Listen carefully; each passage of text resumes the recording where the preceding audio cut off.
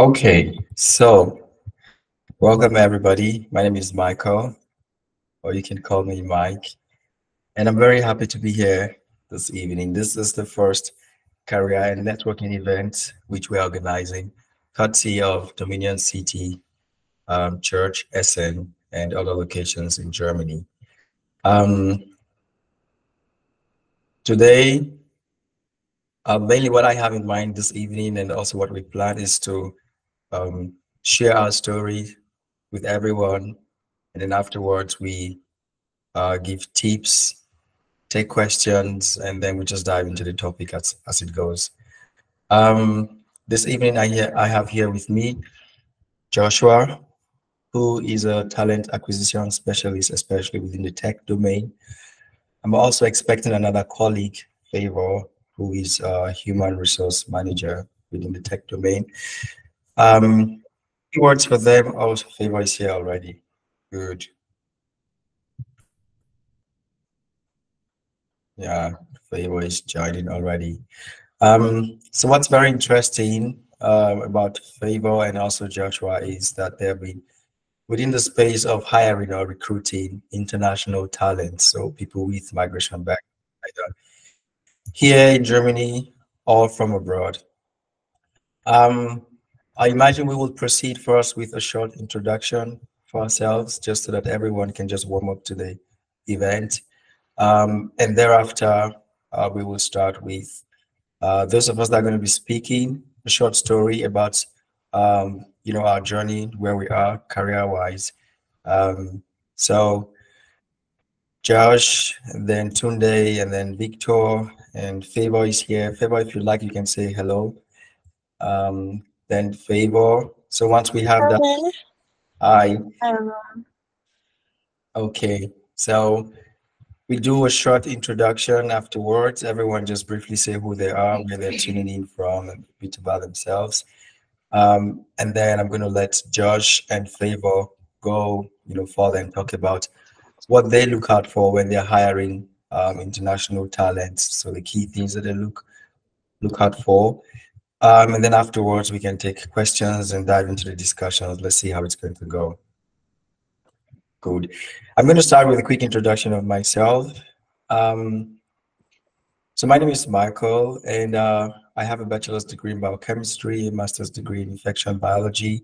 I moved to Germany in 2014, studied in Lübeck, in the northern part of Germany. Fast forward after my master's studies in 2017, I learned the language, like just deepened it, and then I started my career within the biotechnology space, more specifically um, in the IVD or medical device domain. What that means is in vitro diagnostics. So we focus on diagnosing diseases outside the human body. Um, I've been working pretty much on the field, so international sales manager roles, channel sales manager, business development, doing this in the last 5 years. Um, Also, I'm generally interested in software development and digital technology. So I co-founded, or I'm co-founding Ujirasoft, a tech business company which was fully integrated in Germany in 2021. But before then, we had started operation back in 2017. Um, I have experience both as someone working in Germany, but also as someone managing a company in Germany. And this is also something that we can also talk about this evening. And yeah, that's it about me for now. Josh, if you like, you can proceed. A short introduction about yourself. Okay, thank you for having me. My name is Joshua Kikekong, and I also came to Germany 2018 for my master's degree. My background has been in human resources. I have my bachelor's in Nigerian human resource and also my master's. So I studied labor policies and globalization here in Germany, which is an aspect of human resource. And after the completion of my studies, I joined a company as an agency sort of. They do recruitment for different tech companies, particularly startups.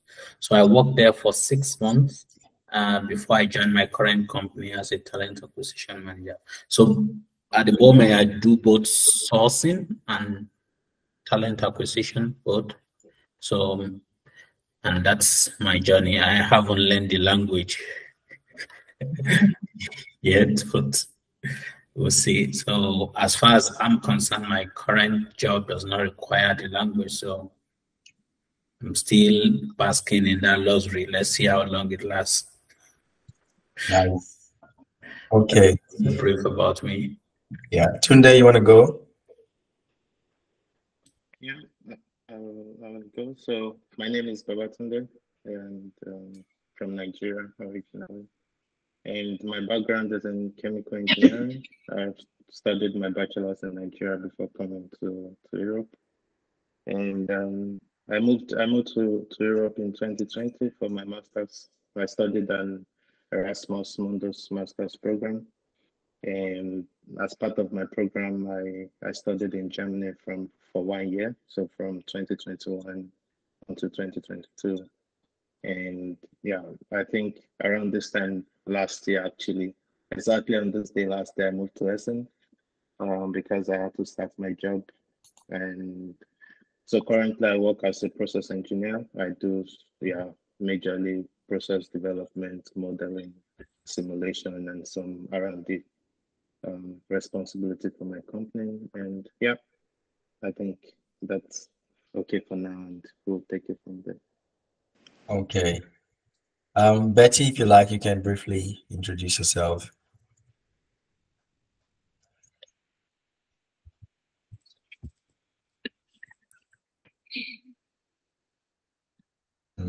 Well, Favor, you can go on then. Betty's. Okay. Yeah. All right. So good evening, everyone. My name is Favor, as Mike just mentioned. I live in Munich. I actually moved to Germany in 2019, also for my master's. So I had my bachelor's in microbiology back in Nigeria, but now, as I moved to Germany, I studied international management, but a little bit more focus on human resources. So now I work for like a bank. I work for a racing bank here in Germany, but I live in Munich. So that's just a brief introduction about me. Thanks, Favor. So Betty, if you like, you can introduce yourself. Okay, sorry about earlier. Hi everyone, I'm Betty, and I'm tuning in from London. And in terms of my background, I studied architecture for my undergrad, and I did project management for my master's. And I was shared the link, so I was here to see what the chat is about today, and just to kind of network with people. I am looking to sort of relocate to Germany if I do get that opportunity. So yeah, happy to speak to anyone who's open. Thanks. Right. Okay. Joanne, if you want, can go on.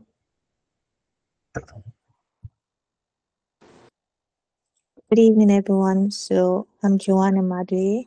I am currently here in Germany, still a student, but I'm working with a firm in Leipzig, remote, and hope to finish my studies so I can get a full employment. So that's about me. Great. Victor, if you want, you can.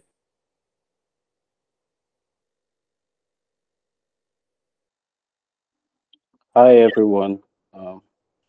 My name is Victor Agbola. I had my bachelor's in architecture in Nigeria, and I worked for 4 years before I moved to Germany in 2018 and for my master's. So I studied landscape architecture for my master's, and yeah, after my studies, I learned the language till B1, and I worked as an intern. After that, I got a job as a part-time job as a student, and now I work full-time as a landscape architect here in Essen. And I think that's all. Great. Yeah. Thank you, Victor. Samson, if you want, you can briefly introduce yourself. Okay, hi everyone. I'm Samson. I reside in Bochum. I moved to Germany 2019 to do my bachelor's. I'm studying sustainable engineering. And yeah, basically just had to learn the language because for bachelor's, basically I studied in German, so it's quite a lot. So yeah. And then I started to work remote as a data analyst for a company in Cologne. So yeah, that's it. Okay, thanks, Samson. So then Tari and then Samuel, then we proceed. Hi everybody, good evening. My name is Tara. I'm a lawyer. I studied law in Nigeria and then I did my master's in international business law in Germany. I currently live and work in Berlin. I work with a law firm here, an international law firm here in Berlin. I'm currently looking to change jobs anyway. So yeah, that's why I'm here. But nice to meet you all. Thanks, Tari. Samuel?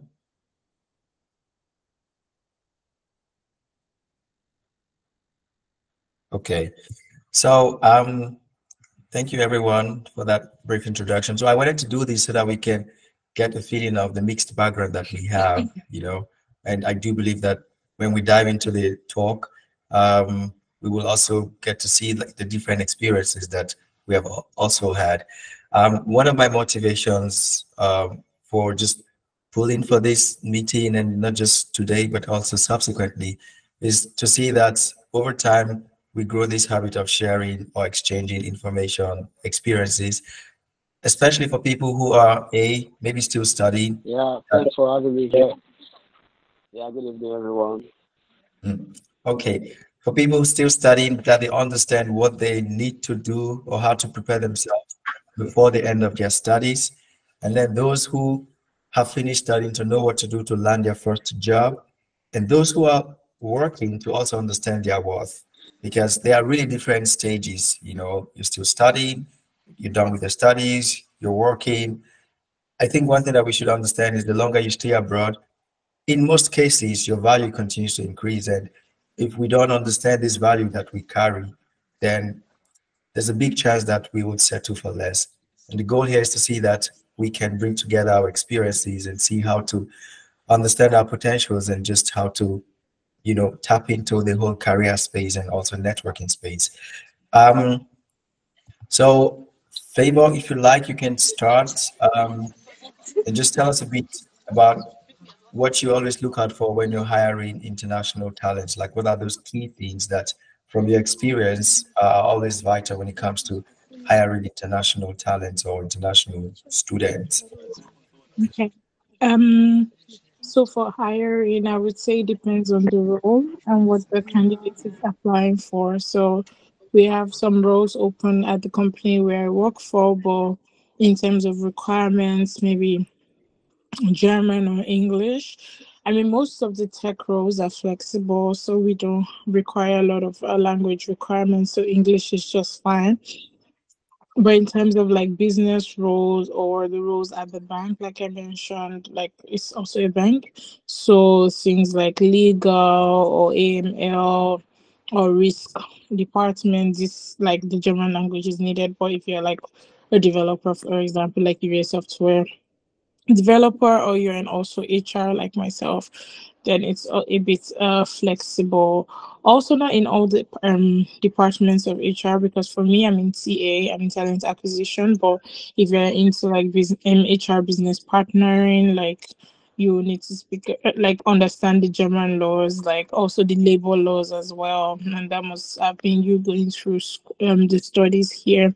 But in terms of like international like applicants is more of like what kind of roles are you even looking at? That would be like the first step.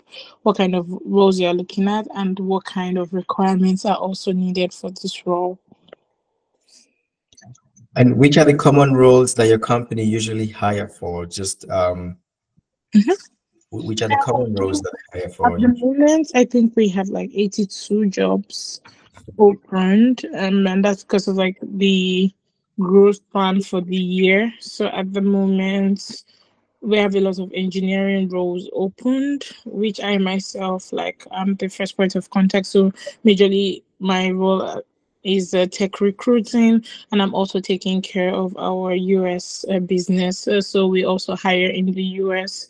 So like for our US office. So that's majorly what I work on. But there are also some business roles as well for data engineers. I know that we have two openings at the moment, also data analysts as well. So also working student positions, legal or credit operations. So we have quite a number of jobs. Okay, great. Thanks, Favor. Yeah. So guys, feel free to chip in if you have something to say, contribute, or ask questions. So when any of the speakers are sharing, their own parts. Josh, so still more people tuning in. So Josh, let me go to you now. Maybe you could also tell us a bit about your experience hiring international talents and the common roles and also the things that you always look out for. Well, for tech roles, I mean, I do more of sourcing now, like, and less of talent acquisition at the moment. But what we apparently look for, like Favor did mention, has to do about fundamentally the job requirement itself. Are we willing to hire from abroad? Are we willing to hire within Europe or from Germany? So all of this decision making is a function of what we are looking at. If we need to fill a job maybe urgently, or someone leave tending their resignation unexpectedly and you need to replace this person, I mean, it might take a longer time for you to hire from abroad, for instance. And if this position is business critical, you might just decide to hire from within Germany instead of wanting to hire from abroad, which might take longer time. Or if you also depend on if the company is trying to save costs, instead of hiring from Germany or Europe, you might decide to hire from Africa or India, for instance, and bring them over, which overall will still not be as high as what you will pay to someone here in Germany, depending on what the business goal is. And in terms of the position we hire for most, is also a function of how the business dynamics is changing. So like in recent time, we've been hiring a lot within the marketing tech domain. And this has to do with SEO performance analyst, so which is a combination of data and SEO, search engine optimization. So, and positions like this, conversion optimization, affiliate marketing, and with combination of data. So these are all functions of how the business is moving. So, and for most of our hiring in tech, we kind of move some of our hiring to Eastern Europe. I mean, this is also business contingent based on cost. So the cost of hiring a full stack developer in, say, Poland or Ukraine or Romania is not the same as you want to hire here in Germany or Netherlands, for instance. So businesses also make these decisions, and this you have to factor into your hiring process. So sometimes it might be business contingent to hire from abroad, and sometimes you might just have to hire from within Germany or Europe, where the visa process is not going to, you don't need visa really. So the process is going to be smooth, but which means you have to pay higher in that sense. So, but how about so guys like us who studied in Germany, for example, and are also here. So, how does your company also hire, so not Germans, but then people who are also based in Germany with foreign backgrounds? So, do they also hire this kind of people? Yeah, obviously they do. I mean, I'm hired through this process, right? So, but it's also a function of how good the individual is in terms of the skills required. And I oftentimes say this might, some people might find this uncomfortable, but that's the reality. As a foreign person, I mean, you have to somehow prove yourself, like you have what it takes. It's not like, I mean, I don't know how to put it, and I hope I'm not misunderstood. The reality is that you have to like do more to show what is expected of you that you have, because come on, people have a lot of stereotypes like all the time, but company do hire, but it's also required that you actually know what you're bringing to the table and you know how to present and put your best foot forward.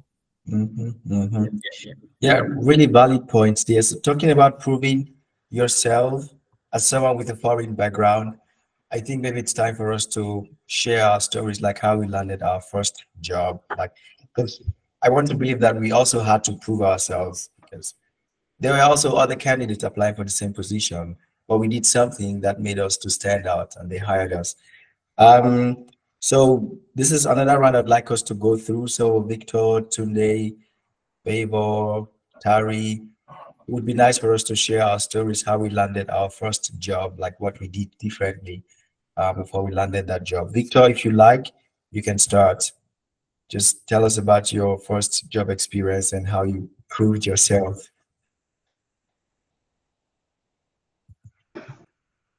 So it was a little bit complicated, but I'll try and make it brief.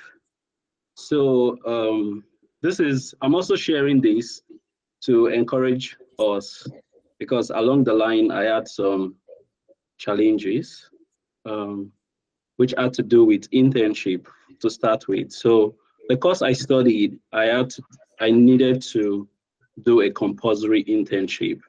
And then it happened that it was the same time I was applying for the internship that COVID started. So it messed everything up. And without that, I couldn't write my master's thesis. So it took time. But I will put it this way: what made it easier for me to get an internship was the language. So the time I was waiting to get an internship, I decided to start the language course, because my job requires me speaking with clients and speak German. So because of this, I'm sure, fine, there are companies that would hire me. I could speak English there, but the options isn't much. So because I developed my skills, my language skills, it made it easier for me to get an internship. And after that, I think from the internship, it just flows, because the company took me, I worked with them as a student while I was writing my thesis. And after that, I applied to companies in Germany, which I got almost 90%. I was like 90% accepted, wanted me to work with them because of the language. My course, I mean, the experience was different from person to person. But my course, my profession requires me to speak with clients always in German. So that's how I landed my first job. Okay. The language made it easier.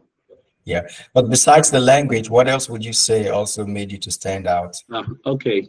So I would say software, because landscape architecture, it requires a lot of softwares for you to learn a lot of softwares. There were softwares I need to learn, like, for example, Vectorworks in Nigeria, for example. Okay, so I had to learn Vectorworks and Photoshop in Germany. As in Nigeria, we didn't really use, we use Photoshop, but not for architecture. Some companies use it, but it's not really used. So I would say software, improving my software skills helped a lot. Okay, okay. And I think you had like a smooth transition, um, which happens probably maybe not so often, but it's usually a smooth transition from internship into like a full-time position. Okay, I great. would also like to say internship always helps. You know, it always helps. I would say I would if you get an internship that they wouldn't even pay you, I would advise you to take it. Most especially, I wouldn't lie to you. I mean, it's exploring people, exploiting people, but you just take it because of that experience. There are lots of companies in Germany that would say, I need that, you need that experience. So if they say, okay, you've done an internship with so and so company, it just makes it easier for them to hire you. Yeah. Talking about internship, I'd like Tari to also share her story because she has something very similar, starting from an internship and then getting her first job. Tari, if you like, you can also share your story. Okay, yeah. So, what I guess what I would say would make you stand out would be because I got this from my master's. For me, I feel like I had like quite a seamless getting my first job experience because, like I said, I work in a law firm, and one of the lawyers that work in my law firm was a lecturer at my university while I was doing my master's. And I took his course, and during his course, I was really active in class and everything. So he kind of knew me. So when he said, oh, they have like an opening for an internship, I immediately sent him an email. And then because he knew me, they also reached out to my professor as well.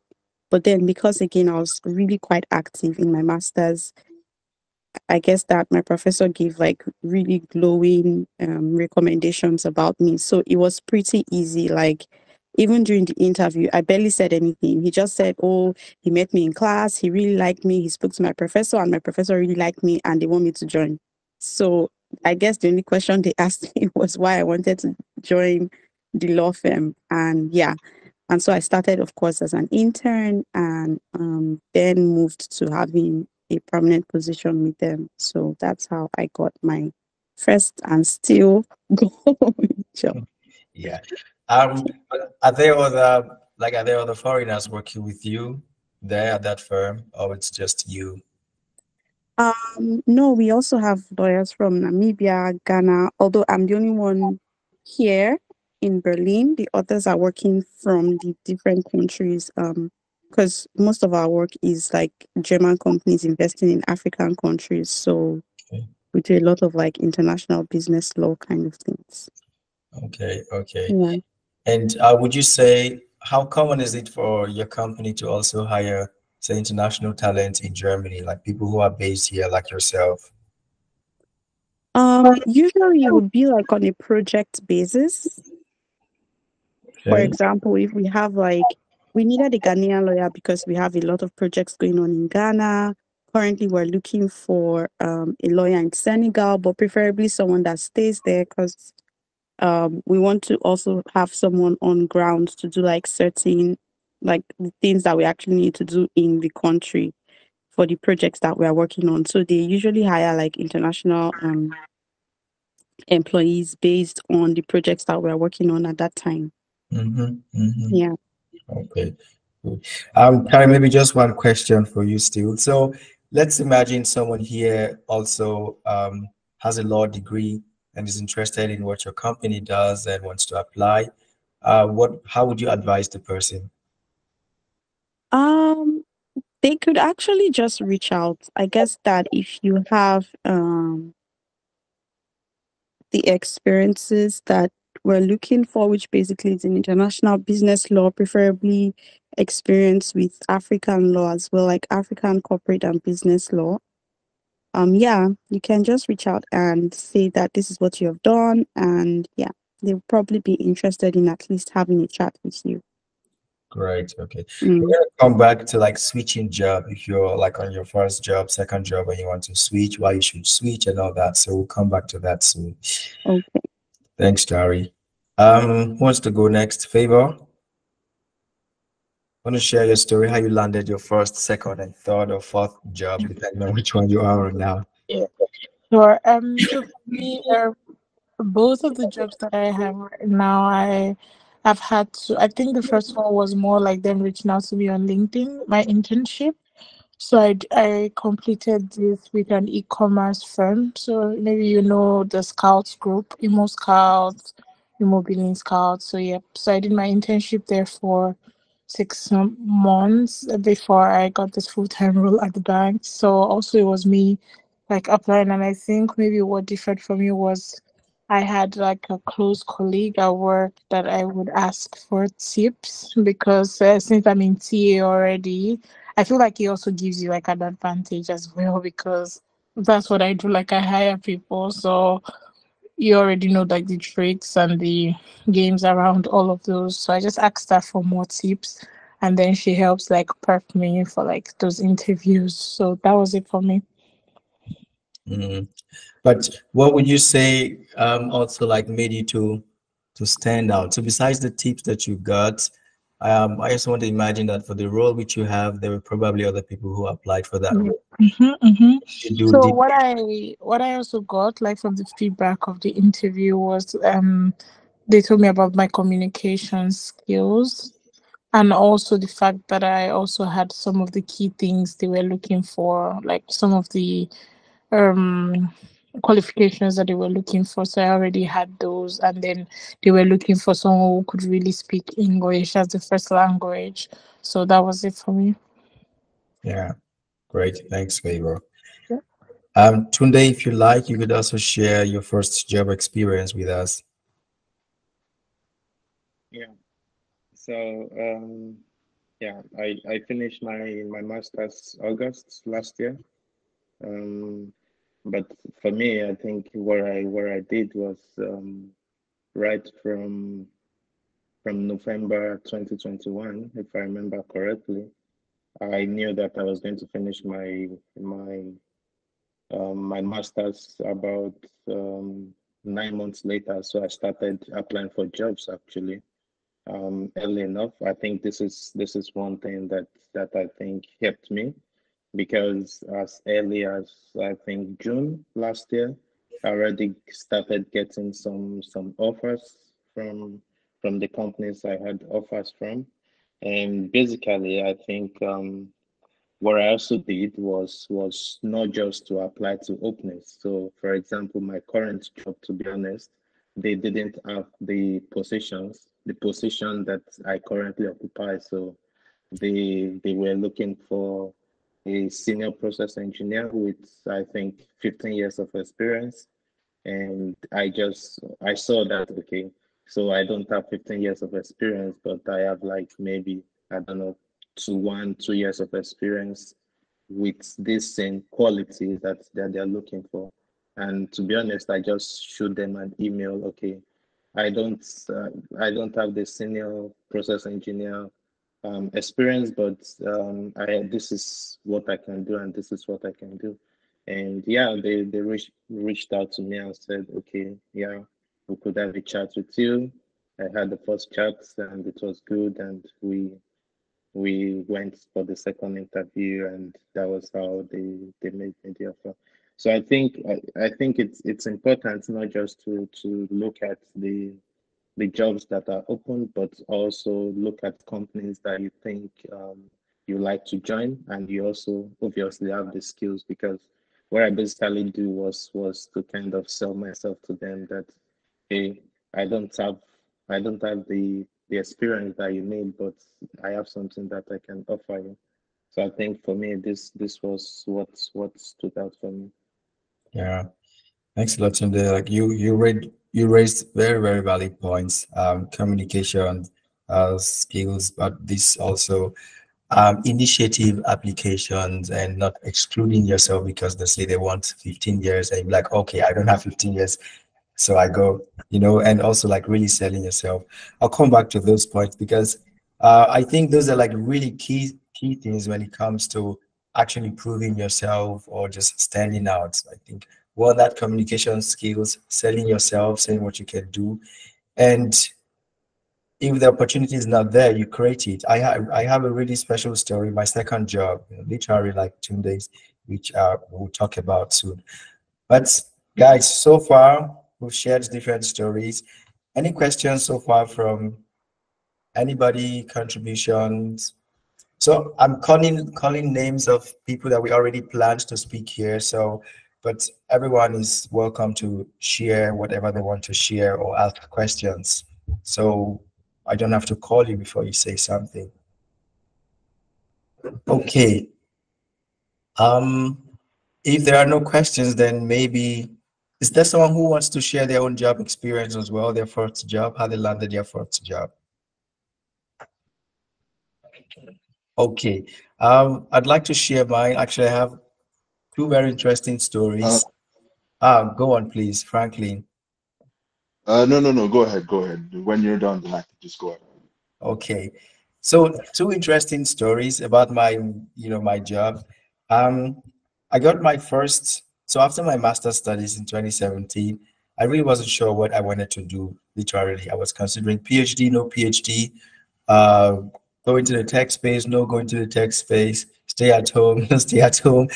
Um, so after some point, I decided, okay, let me just start applying. And then because I studied infection biology at the master's level, so the first thing on my head was, okay, go for a role of a research assistant, laboratory manager, whatever, like things that had to really do with me working in the lab. I thought that was the only thing I could do. So I was really busy applying for these kind of roles. I was not really getting, good results for two reasons. Um, I was not applying with a lot of passion. I was just applying because I wanted to, I had to.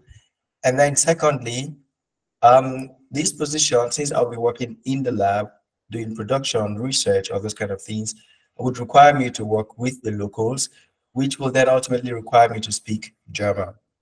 And back then, my German language proficiency was still not was okay when I was working as a bartender. It was okay to do cocktails, but when it really gets into like working in production, doing stuff with other scientists, then it was really not good enough. So um, I noticed that I was not getting good responses.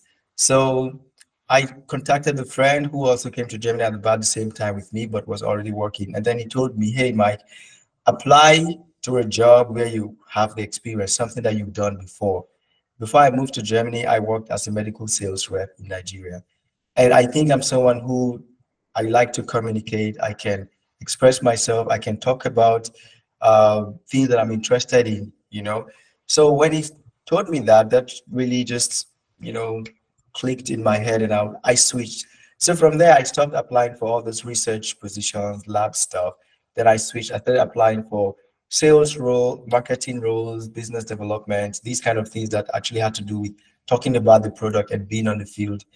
I would like to mention here that because you study one thing does not mean you have to work in, I think from my experience in Germany, when I tell people that I have a background in biochemistry and infection biology, they expect me to work in the lab to do the whole science stuff.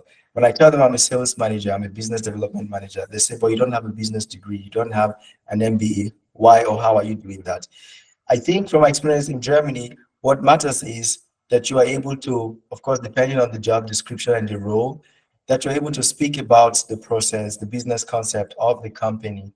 And I also do believe that one of the roles that people excel a lot in or easily get positions is where it really has to do with you working at the international level, because then the whole language barrier and this whole stuff just really go down. But anyways, fast forwarding, I switched, started applying more for marketing roles, sales roles, and it's changed. Why? Because when I go for interviews, I can actually sit and speak with the people. So my interviews were not interviews, they were more like consultation because I could understand the problem of the company, and I can also tell them, okay, hey, do this, do that, do this. So I did actually have to prepare a lot for the interviews. I would go and then we just speak. And my first job experience, I went to Munich, you know. Those guys, they wrote to me in English. Everything was purely in English language, you know. But then I got there and those guys switched to German. I don't understand why they switched to German. And then I had to raise the point like, hey guys, but we've been communicating in English. Why are you switching to German? And they were like, oh, you're going to be working with the locals and you require German language proficiency. So we ended up just having that interview in English, you know, Deutsch, English. But when I came back, I just knew that, okay, hey, these research roles, they are not for me anymore. And I just started applying more for international roles that not necessarily because of the language barrier, but more because of my experience and also what I wanted to do. And the fact that I don't have to have a business degree, a sales degree, or that kind of stuff to sell the product, you know. And I think this is something that everyone really should keep in mind. If you're studying something, it would help to speak with people that are also within that field to know what kind of roles they're taking up in companies. Then my second job was quite interesting. I traveled to visit a friend in Brandenburg. So we were just walking around the uni, and there was this research center there at the uni. And then I was reading what was on the post there, and I was just reading about the company, what they do. There was no job ad, nothing at all. But I was genuinely interested in that technology. Let me call it that technology. I was still on my first job. It was a startup company, and I was already feeling a bit restive because there was a lot of inconsistency. And I think I grew quite fast in that role. In less than 1 year, I was already like heading the marketing team. I was the only one on marketing. There were 4 of us. So it was a startup company, but I grew very fast. Why? Because we're not many people in the office, usually 4 of us. And I saw myself really attending to big roles and taking decisions. The pay was not a lot, but the experience really shoot me forward. I was traveling and attending like conferences on behalf of the company. So that really exposed me to a lot of things within that domain. So when I saw that other company, I took interest in them. I then wrote to them and say, hey, I am so and so. I have a degree in this. This is where I work and this is what I do. I am very much interested in your company and what you do. And if you're looking for an international sales manager, with my background and what I'm doing, I can really help you do X, Y, Z. Literally, they were not looking for anybody. So I sent that application, 2 weeks, no feedback. Then the third week, I picked up the phone, then I called.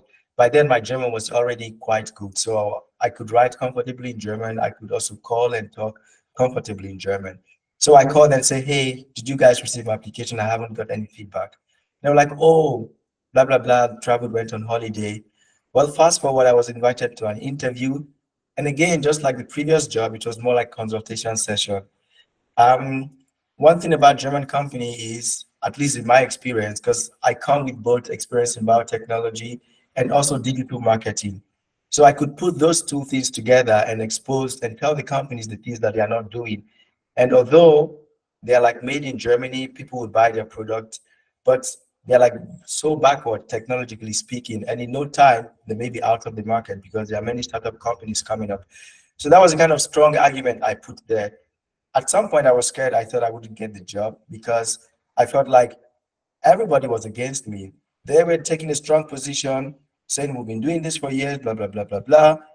And I was already getting mad and kind of rested because I knew what they were talking about is just, it's not going to work for them in the short term. So my point here is also like really knowing your strength and those values that you're bringing to the company and really standing your ground, because that's really where you make the difference.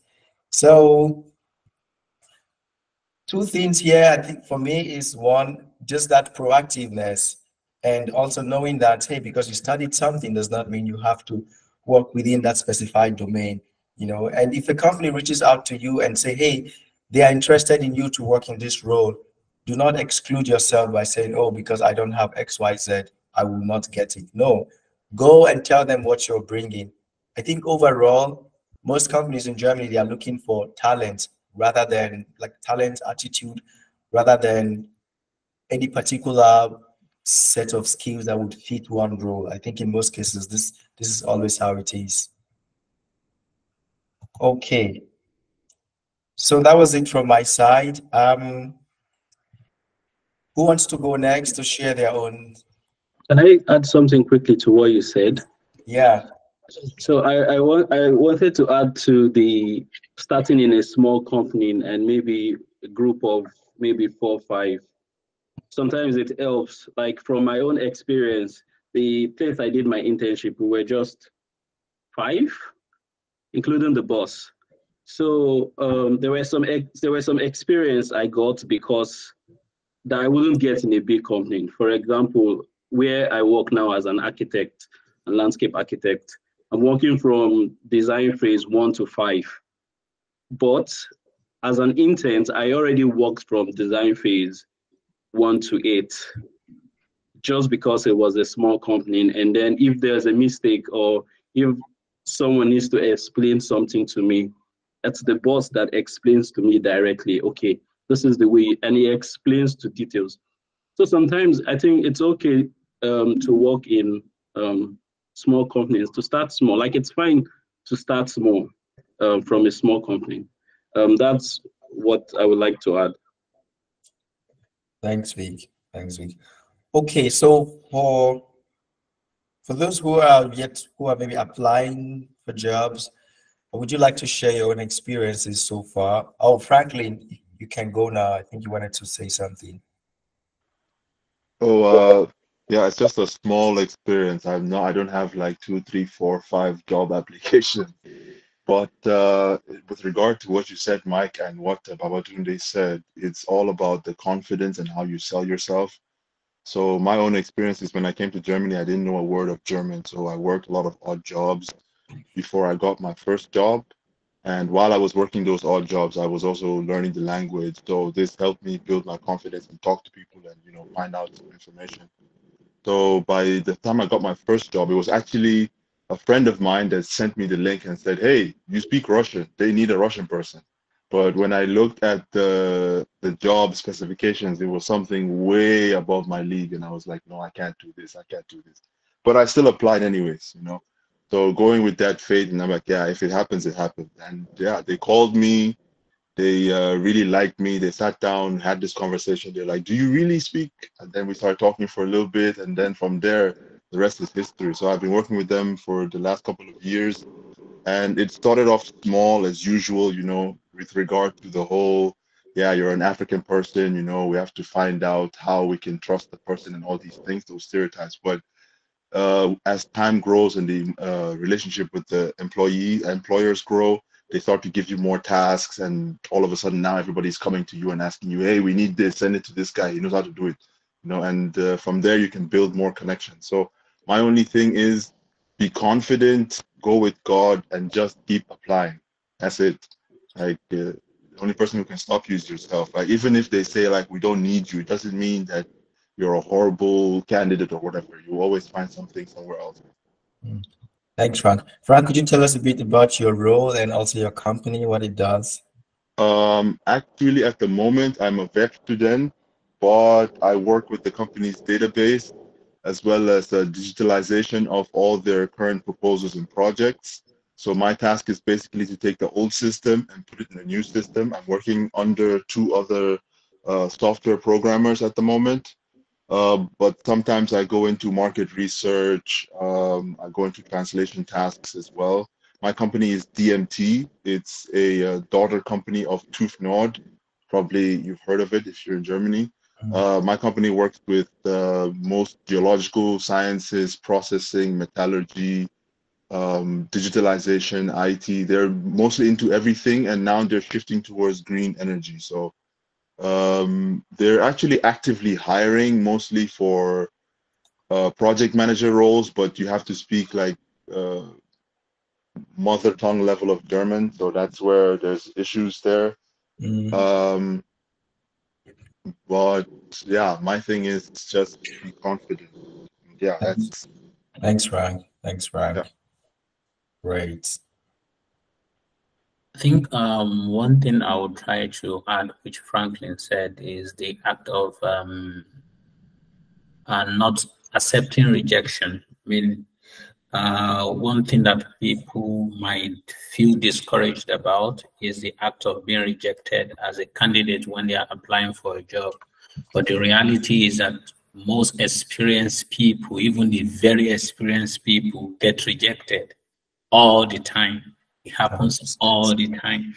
I can when I was hiring for the director of data science, I can't tell you the number of directors that I rejected. They are already directors somewhere else, but there's not just a match. It didn't mean these people are less qualified or something, but it didn't just match the peculiarities of what the company is looking for or what kind of personality they are looking for. So rejections will come as long as you are an employee, no matter your level, no matter how experienced you are, no matter how good you are. Where some companies are rejecting you, some other companies will be contacting you to tell you, hey, would you work for us? And if what they are offering and what they are doing is of interest to you, then you go for it.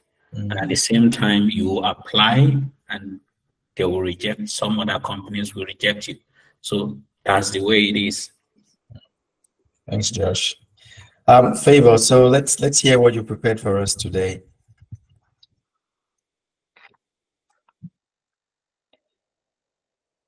Favor? I'm here. Great. So now it's your turn. Let's hear what you prepared for us today, to help everyone who is looking to get their first job, others who are on the first job and want to switch. So for me, I will say first, in terms of if you're looking, maybe you haven't even landed your first job or you're looking to land like a new one, I would say intentionality is the first thing. Like being intentional about what you want. I would just use an example in terms of like when we're looking to get like something, even like our needs naturally, like maybe you're saving up for like a new phone, you know how intentional you are about the savings and you're just setting money aside or really serious about that. Same thing like when you're looking for a job in a country where you know you're not even a citizen, like you migrated here. I'll say like using every resource available to you, like being intentional, not also giving up, because I get it. I also have quite a number of people that will say, "Oh, I've applied so many times and I get these rejection emails." So it's really like normal to get into like the depressed mode or to feel like, okay, I've tried so much, I don't want to do anything. But what helped me, I think, also was also it's okay to relapse in the sense that it's okay for you to take a break, maybe like for some time, maybe you pause on that and re-strategize. Like, okay, also look out like what can you do differently? Is it your CV? Is it something maybe do you need to maybe upgrade the German skills? That as well, and then try again. Because for me, I feel like you when you quit, it's just like okay, you never wanted it anyway. So the intentionality and also surrounding yourself with like people who have the right resources like that can also help you scale through. So people with the right information, like this kind of seminars, I will call it, or talks. And they're also very helpful where you can also gain knowledge from people who have also been through this process. So you're not feeling alone. And also most importantly, always putting yourself out there. So if you don't even have like a professional, like I know like most of us have Instagram or Twitter or the rest of them, but like LinkedIn, I can't like overemphasize like why you should have a LinkedIn profile, because like if you don't have that, it's just like you're not in the professional world. Because I myself, like even in like a week, I am like sourcing for candidates for some roles that we kind of feel, and then we're looking. So you never can tell where these waves will come from. So really, those are my like really tiny, I'll call it tiny tiny bits of input. Thanks, Favor. So guys, I really want you to yeah, ask us questions, Ade, Betty, Joanne, yeah, let's talk. So for those people looking for jobs, what have been your challenges so far? I mean, I can imagine that you've been applying and some things have been happening. This is a space where we can talk about it, and maybe advise or share from our experience or say something. So, yeah, guys, it would be nice for you to share your own experiences with us as well. So who wants to go? Samson. Um, I'm just calling names that I see on my screen. Teresia, and someone disappeared. I'm going to call the name. Okay. I'm actually on the road and it's quite noisy here. So I would have loved to, share my experience. So, but can you guys hear me properly? Yeah, for sure. Okay. Yeah, we hear you. So We hear you, I think, Samuel. okay. So I think the process of applying for jobs and looking for a new role, especially when one is just finished training, studying, twice, starting and all of that. I just want to, say we should just keep going, keep applying. I mean, that's just the only thing because, like, people said, okay, if you quit, you're not going to win. So you have to just keep, applying and all of that. I mean, that's the motivation that's keeping me going because I'm also trying to submit applications as I just finished my studies and all of that. Thanks, Sam. Yeah, Betty, go on. Hello, can anyone hear me? Yep.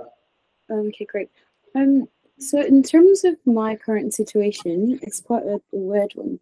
So I'm based in London at the moment, and I'm in between trying to switch jobs, and I've been looking to sort of relocate to Germany. And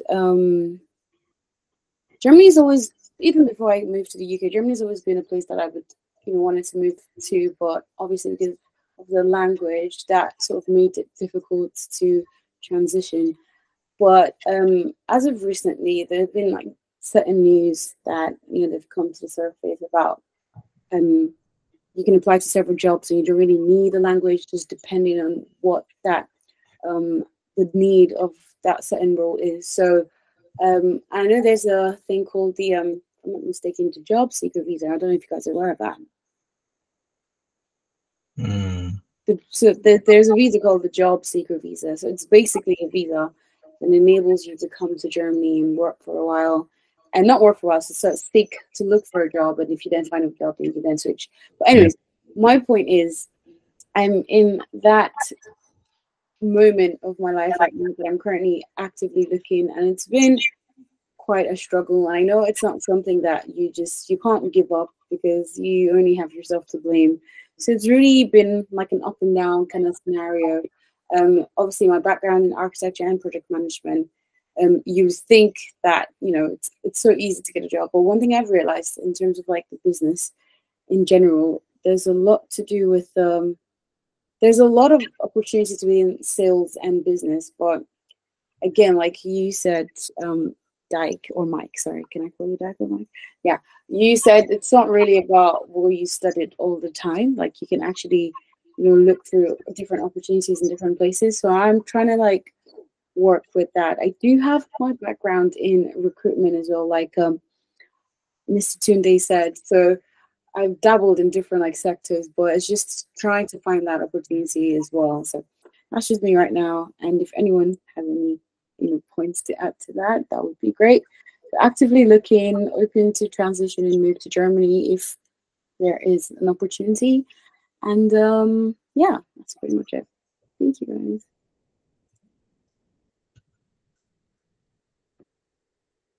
Josh, want to say something? Yeah, I mean, when it comes to relocating to Germany, I think it's I would suggest you look for companies that are providing relocation support for the candidate coming from abroad. It's way more easier when the company is providing relocation support to help with immigration situations than you trying to sort it out yourself. Can be very complicated because with the companies, they can fast forward things, or they have agencies they work with that do all the back end work for you. You are just to provide your documents. And I think you also have to get to a point where you might probably need to draw options. Okay, are you going for project management? Is that your number one priority? Alternatively, what other options are you looking at? Maybe third one, what are you looking at? And how closely related are these or diverse? So when you have this in mind, then you can know where to direct larger percentage of your energy and also try some other options. As Mike did mention, it's good not to just look at what you study. For me, I wasn't looking for something else. It's either, I mean, we have HR generalist, for instance, which combines every aspect of HR, but we also have specialists in different domains. So for me, I just want something within the domain of HR and nothing more. I've gotten offers at some point when I was looking for a job for sales position and all that. I wasn't interested in it. But if I had known what I know now, it would have been a different thing, because I realize there are some evergreen skills that no matter what happened, these skills will still be needed. I mean, I'm not sure in 10 years to 15 years, maybe software developers will be needed as much as they need them today. How much of that will LLM be able to do over time, we don't know. But from early research showing up, we are seeing that LLMs can now do high skill jobs that we thought were impossible. So we don't know how that will change. But one thing I'm sure of is an LLM cannot do a salesman's job. It can't just, I mean, for now, I don't know how an LLM will be doing sales. I mean, they can just use them as correspondent on platforms to get customers' data, and sales is the one that is bringing the money, marketing as well. These are just things I found fascinating, and so it's important for we to begin to think about areas where within our respective field where we can fit ourselves into these domains that remain evergreen no matter what. So, I mean, if you want to, you just have to draw your priorities. That's what I would say. And then your interest is also very important, because what we are seeing more of is that many people are engaged in jobs that they can't find meaning and purpose in it. And once you can find meaning and purpose and what you are doing, if it doesn't resonate with you, you will struggle always. So no matter how much you are paid on the job, you will still struggle. So, and that is why what led to the great resignation we had in 2020, 2021, when people doing high paying jobs were resigning to go volunteer for an NGO or just travel around the world or do some volunteering jobs, because they can't find meaning in what they were doing. So for me, I'm getting to a point where I'm realizing that you cannot separate your life really from what you are doing. And if what you're doing does not give you meaning, you can't be at your very best. So that is where interest comes in. Is it something you are interested in? Is this what the company is doing? Is it what you really want to do? Because for me, there are certain companies that even if they contact me, I won't join them based on what they do, because this is not something that resonates with me. It's not about being proud, but for me as a recruiter, I must be able to sell my company to the candidate. But imagine the company I'm working with, they are doing something that I'm not interested in. You can't expect me to sell that company the way I would if it would be a company that I'm very interested in what they are doing. So one should be able to factor in all of this before making decision. I hope that helped in some ways, Betty. Yeah. Yeah, Joanne, go on, please. Yeah, it's not really a question. I just wanted to add something. I think it's called in German Arbeitgeber Chemie. Like, we just need to focus on our soft skills. I think that's one of the things that recruiters look out for. Not only our skills, but also if we can have like a good rapport, a good relationship with them during the interview process. We can just try to smile, and forget that it's a serious interview, but just smile and try to chat and try to make everywhere relax. And yeah, I think yeah, that would get you a job, get us the job. Yeah, I think that friendliness. Sometimes we perceive the Germans as being too serious, but frankly, at least from my experience, they are not that serious. Yeah, exactly. You can always keep a nice balance. Yeah. Yeah, I mean, you can't overemphasize that really, like in terms of being, I mean, so many people kind of think we focus too much sometimes on the hard skills to the point that we do a kind of trade-off for the soft ones. I mean, I can't even begin to talk about how many people have to reject because of what they are saying in terms of how they were communicating during the interview. Technically, it's not as if they were not good. Of course, they were good, but communication, because again, now that we have remote positions, you collaborate with people more. But if you can't communicate properly, how would you collaborate? It's a big problem. So soft skills is becoming very, very, very much important than ever before. But sometimes we focus too much on the hard ones to the point that we forget the soft ones. And even if you get the job, how you interact with colleagues, you have to be emotionally aware, like and very sensitive to how different people behave, react. All of this is not hard skills that you can learn via coding, but you just have to be aware of. I mean, I know people who have landed themselves in HR disciplinary procedures because they were accused of looking at fellow colleague in certain ways that were considered offensive and all of those. So it's just being very aware and being able to read the environment, understanding boundaries is very important. Yeah, thanks, Josh.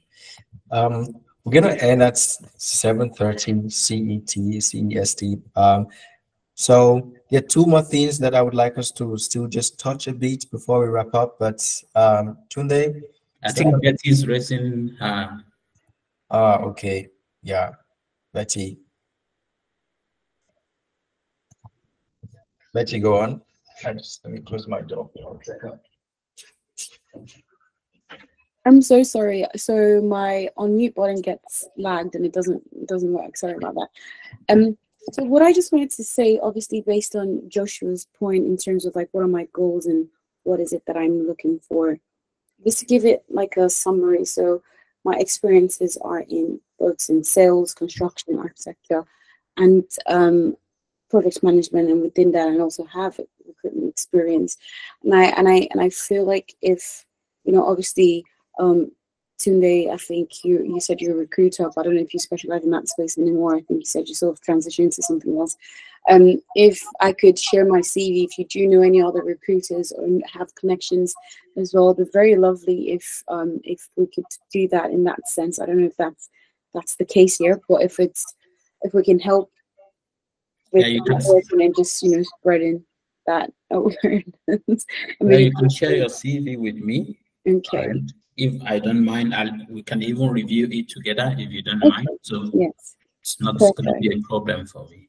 Perfect. And I also know, Victor, you're currently doing landscape architecture. I had an internship a couple of years ago in architecture. So if you do also have anything within that space, or if you know anyone who knows of a person as well, I'll be happy to have a conversation with you too. Thank you so much. Yeah, I can also send the link where you would find all the architecture and landscape architecture companies in Germany. So you could just easily go through it and then apply to them. There are a lot, and I'm sure that there are companies that you can work with even speaking English. I mean, I speak German, but where I work at the moment, we speak, like among my colleagues, I speak English. It's just when I have to deal with clients that I speak German, which is sometimes difficult because German. I'm happy to learn the language. I speak. Ich spreche ein bisschen German. Okay. Sehr good. So I'm obviously definitely more than willing to pick up the language as well. But yeah, thank you everyone who's willing to have a look at my CV or speak to anyone they know as well. I'll be down to have a conversation with anyone. Thank you. No problem. Yeah. Okay. Good. So Josh, I would like you to talk a bit about CV and also LinkedIn profile review, like how these two things should actually be prepared for people who maybe want to apply for new jobs, switch job, but just touch a bit on CV and also the LinkedIn profile, like the things people should pay attention to. I think it's important that people understand that between their CV and their LinkedIn profile, there shouldn't be too much contrast between what their CV is saying than what their LinkedIn profile is also saying. Although your CV is a fuller version, I would say, of what is on your LinkedIn. And in sourcing, I don't know, maybe let me give it a try. I mean, yeah, you can share your screen if you want to. I just want to show something. So most companies also still do passive, active sourcing behind the scene, that they hire for certain positions without even publishing the position. And they contact candidate primarily via LinkedIn, just behind to let them contact. For instance, let me show you what I'm trying to say. And behind the scene, let me use Mike as an example. And you're a recruiter, you will see everything I'm hiding that my employer doesn't see. Yeah, what's your name in full, Mike? Can you type it in the chat? Sure. So this guy, you don't know my full name. Jesus, I thought we were good friends. Okay. Oh, okay. Yeah. Of course, we are good friends. You spoiled me with Mike, so I'm used to Mike, and to the point that I've forgotten the other ones. Yeah. Speaking of which, I think I'm going to drop my LinkedIn link here. So I think this could also be a good opportunity for us to all connect on LinkedIn. So if everybody likes, they can also like drop their links in the chat and connect. Mike, are you sure this name is correct? 100%. Is that what you use on LinkedIn? So I think I spelled the micro wrong. So it's A before E and not the other way around. But besides that, everything is correct. I'm gonna drop my LinkedIn profile link now. Okay, now I see. So let me share my screen. And the LinkedIn everybody is having is different from the one if you are using this particular tool. Can you all see my screen? Yeah, it's coming up. Can you see my screen now? Yes, sir. Okay, so this is quite different from the LinkedIn everybody is saying. This is LinkedIn Recruiter. So this is what companies use to actively source for candidates, like you can contact them via message here directly and they will see it. Now, this work as just the way you search on something on Google and it provides you rankings. This you can search for keywords and then it will rank candidates based on how the keyword you're searching for is repeated on their profile. And that is how it ranks each of these profiles. From one thing we look at is you first of all look at the title. What's the title saying? This person is sales, business development. Yes, where is he or she based? Mike is based in Essen. Most people lie about this. They are in Nigeria, but their profile is saying they are in Germany. Wrong move.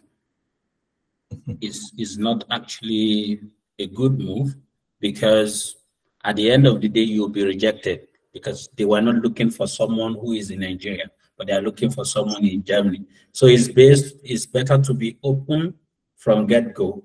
One thing I know now that Mike's employer might not probably know is that Mike is willing to change his job. So anybody. And here I can see the job that Mike is looking for. He's looking for international sales account manager. I hope your employer is not on this call. I am my own employer. He's looking for a sales manager, sales and marketing, sales executive. One thing you should see about Mike's, the role he's open to, is that they are very similar and close to each other. Accounting manager is also related to sales. So what type of job is he open to? Full-time, contract, part-time? Where is he looking at? He's looking at jobs in Berlin, Brandenburg, NRV, Freiburg, and all of those places. He's flexible and casually looking, so he's not active. So his employer might not need to worry yet because he's still kind of, okay, let's see what's out there. So with this kind of people, I'm likely to contact Mike first if I should have, let's say, 5,000 searches based on the keyword I used. So because Mike is open to work, he's more likely to respond to me than someone who is not open to work. And this is not just mere thinking, this is actually based on data. So, and then one interesting thing about Mike's profile is that he actually gave a little bit of information about himself here under this summary. Most people leave it blank. And usually these people are doing themselves a disservice because this is a place where you can use the keywords as much as you can. So, but people just leave it blank. It's better you put something there because when we use this keyword to search, it will show on any part of your profile that has that particular keyword. So, and On Mike's experience, he also puts some additional information. Many people also don't put anything here, they just leave it blank. It's not good because I don't have an idea, or whoever that recruiter will be, do not have an idea of what you are doing in your current job. He also did mention some of his skills. This is also good.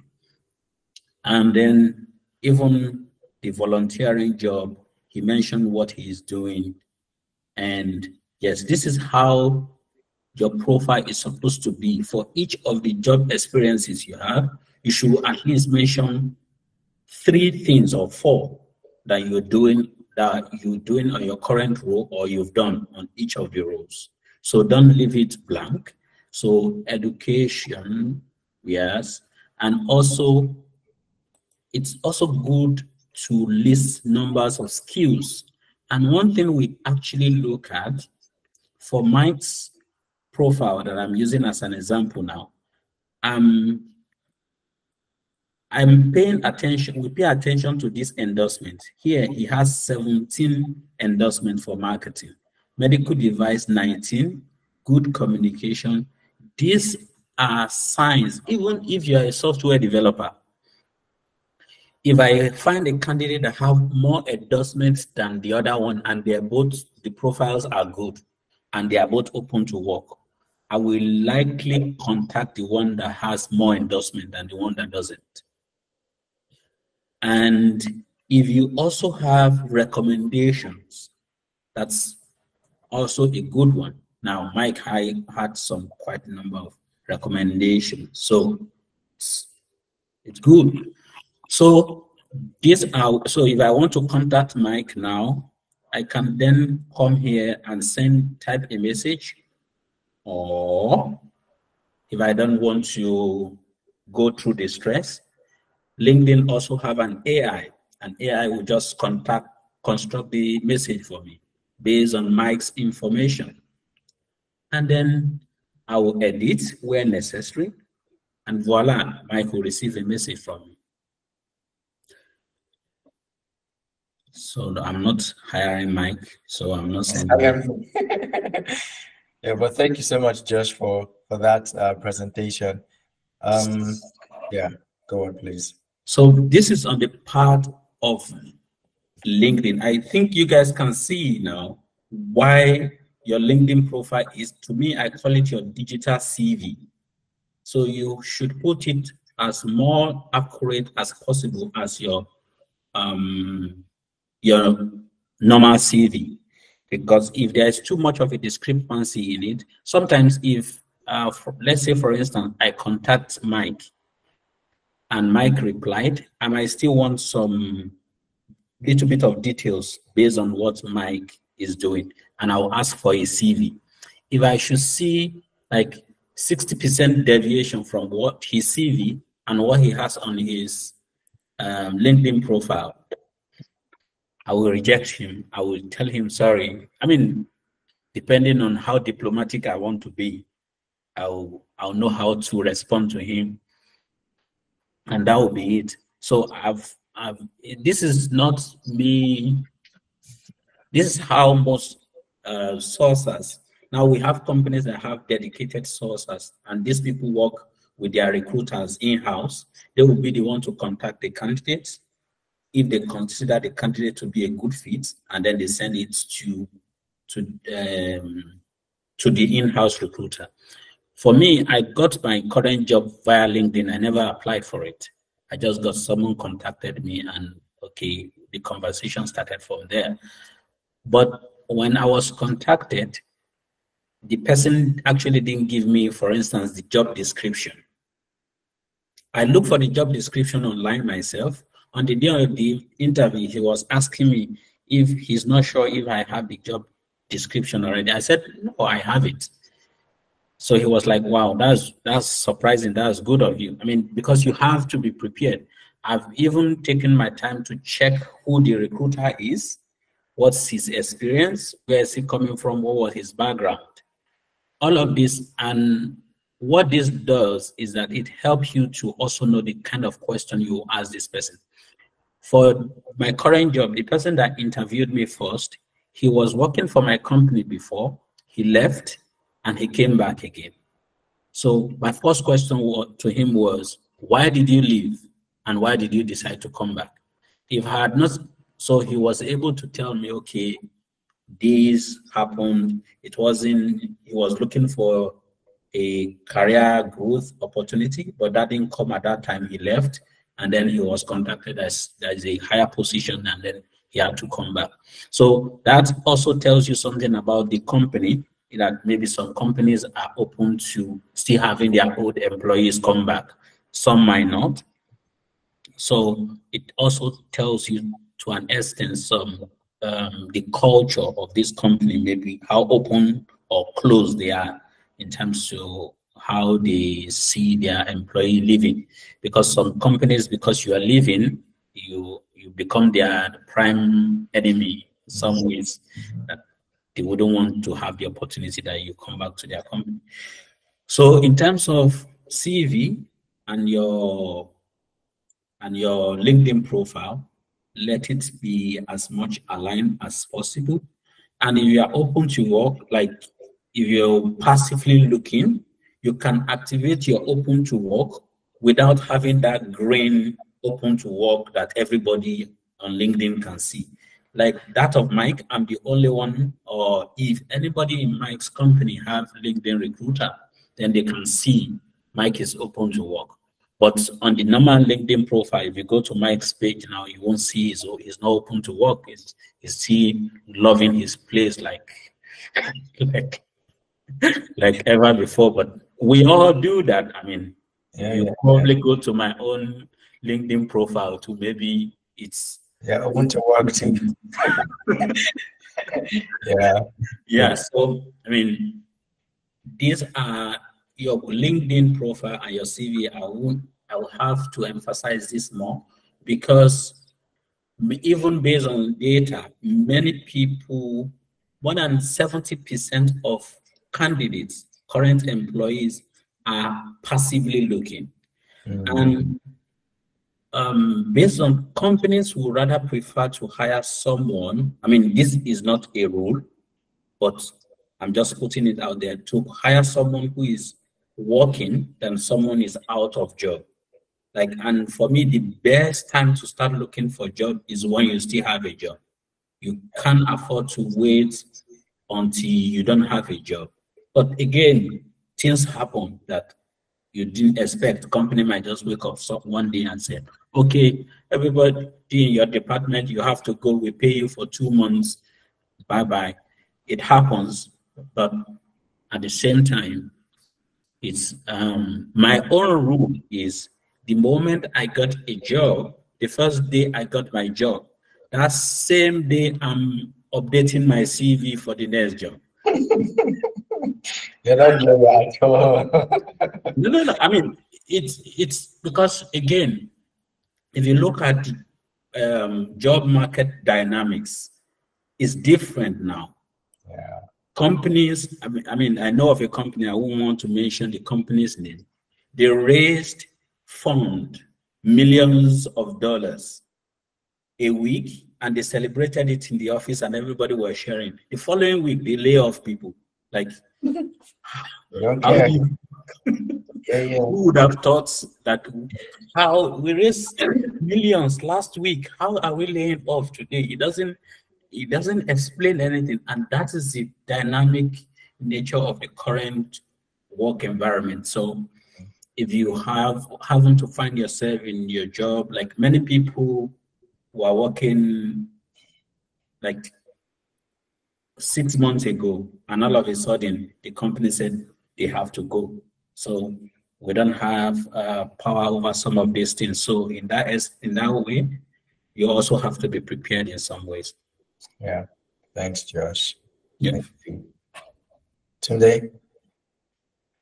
Yeah, sorry. I just wanted to ask Josh, why do recruiters prefer to hire people on job? Because actually, I also have similar experience that since I've been working for 1 year, I think I've gotten several job positions more than when I was not working.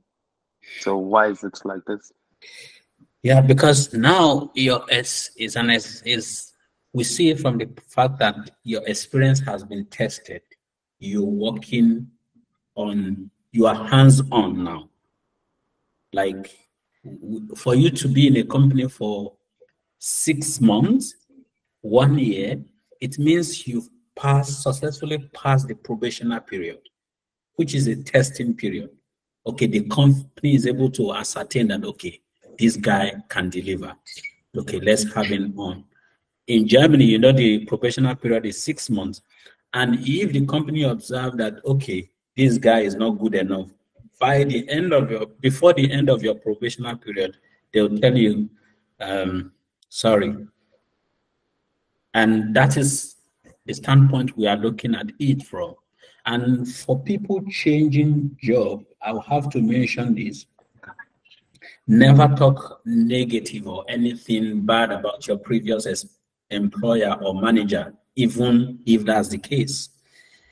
Rather, I often try and suggest to people, tell them, any recruiter will agree with you.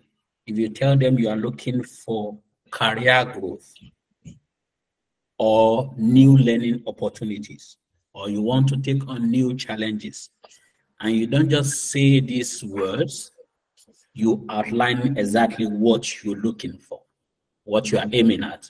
Maybe your current company, there is no room for development, and you outline where you would like to develop, and that is one of the reasons why you want to join this company. That is what you saw. So on the job description, or what the company is doing, it's something you are interested in. For the tech guys, maybe it's the technology or the projects you've been working on XYZ project, you want to work on a new type of project. Maybe you realize there's a new framework, a new tool out there, and your current company is sluggish on adopting this tool, and you want to learn it, and you are seeing that this is the next thing in my industry, and you find a company in advertising a job and they have this tool. I mean, you can take it and then you explain, it's because of this tool, I've been wanting to learn it, and it's this, or I'm going to the next phase of my career. Then the number one thing shouldn't be money, even if money is the motivation. Yeah. Great. Thank you very much, Josh, for that.